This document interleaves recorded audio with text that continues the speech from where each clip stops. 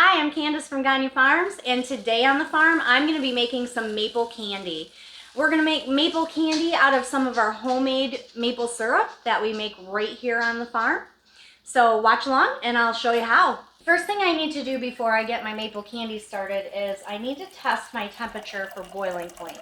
It should be around 212 degrees, but it might not be exactly that. So I'm testing my thermometer right now in a pot of water to see what temperature it actually boils at.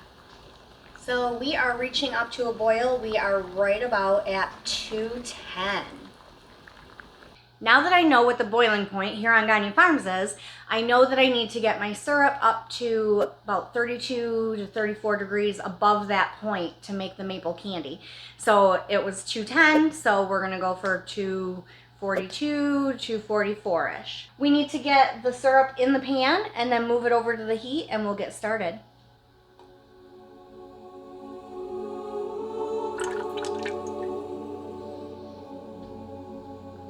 So this is my last bottle of syrup that I'm putting into the pan right now. I've put roughly about 60 ounces of syrup in here. So in goes the last little bit, and then we're going to be moving this over to the heat and get it rolling.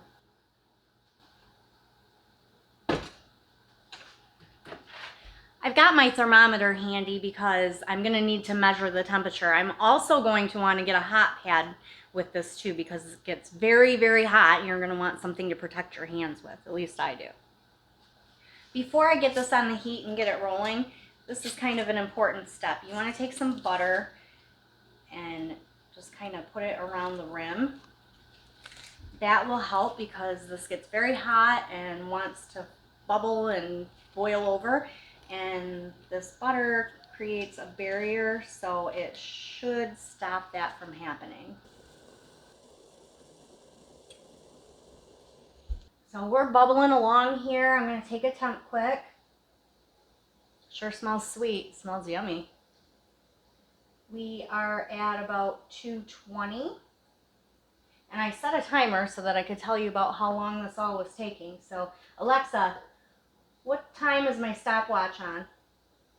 25 minutes and 54 seconds elapsed. So yep, about 26 minutes and we're up to 220. We're getting close. Alexa, show my stopwatch. 1 hour, 1 minute and 8 seconds elapsed.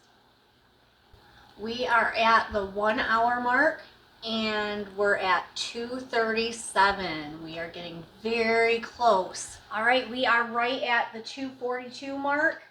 You can see right there. And all I'm gonna do is take this thermometer out and I'm gonna gently take it off the heat. I just wanna move it over. I don't wanna jostle it around too much. It could cause crystallization. So I'm going to take it off the heat. I'm just going to let it sit there for about 2 minutes and let the heat come down a little bit, and then we'll get them in our molds. Alexa, show my stopwatch. 1 hour, 12 minutes and 37 seconds elapsed. So that was 1 hour and 12 minutes that took, just for that part from, putting it on the heat to boiling to getting it up to the correct temperature. So in about 2 more minutes, we'll be ready. Now that I've slid this over carefully, I'm going to let it sit and cool down. I've got my thermometer back in it. I'm going to wait till it comes to about 178. It should take about 10 minutes, and then we'll be ready to stir.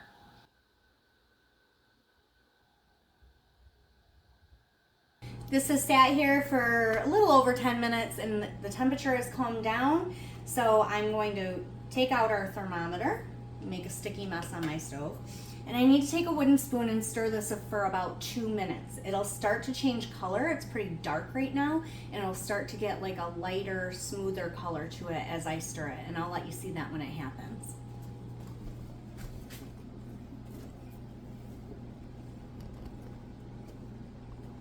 So I've been stirring this for a couple minutes, and if you look inside here, you can see that it's starting to get like almost a caramely color and consistency.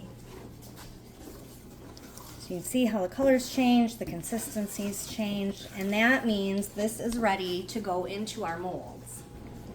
So I'm just gonna pour this into the molds as carefully as I can, but kind of quickly because you want to get it in there.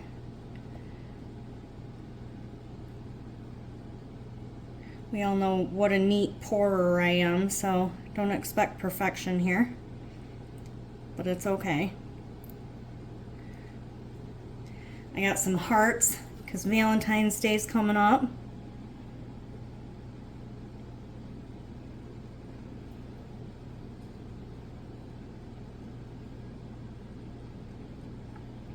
Woo!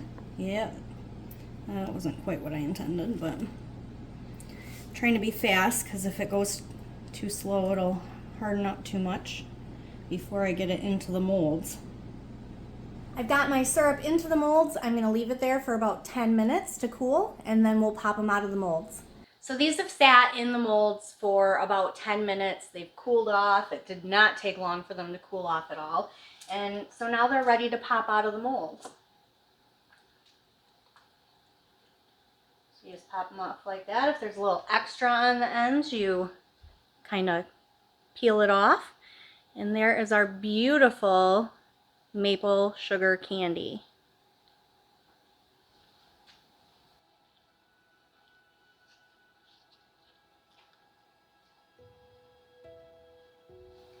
Let's pop out one of the hearts here, see how they turned out.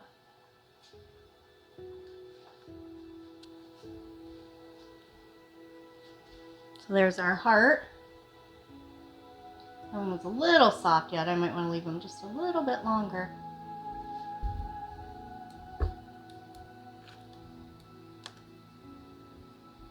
And there's our cute little smiley guy.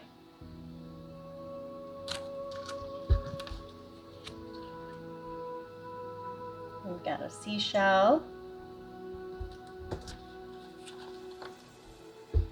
Some stars.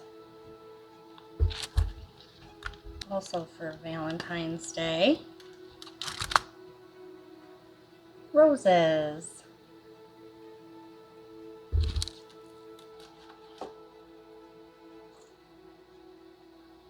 You can see as I have some excess here around the candy, I'm taking it off and I'm putting it into my KitchenAid. That's because I'm going to use my KitchenAid later and make this into maple sugar, which is really yummy in coffee.